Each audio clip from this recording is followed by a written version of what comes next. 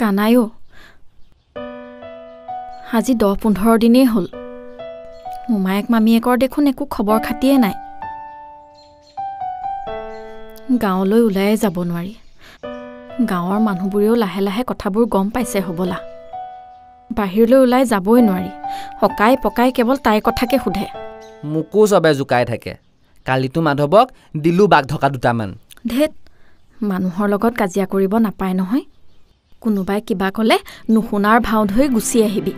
কাজিয়া নকৰিবি কিয় নকৰিম তৰালি কথা বেয়াকে ক'লে মই মাৰিমেই আৰু কিমানক মাৰিবি হা কেইদিনমানৰ পাছত সকলোৱে তাইক কথা শুনাব তাইৰ হ'বলগীয়া সন্তানটোৱেও কথা শুনিব লাগিব তেতিয়া তই কাৰ মুখ বন্ধ কৰিবি চা মা মই সেইবোৰ নাজানো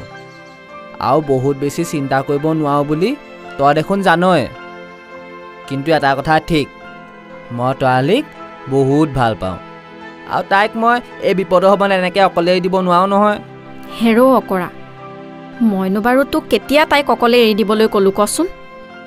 মই মাত্ৰ কৈছোঁ তই মানুহৰ লগত কাজিয়া নকৰিবি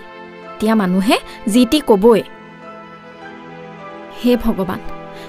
সেই সমাজখনৰ লগত যুঁজিবলৈ ছোৱালীজনীক শক্তি দিয়া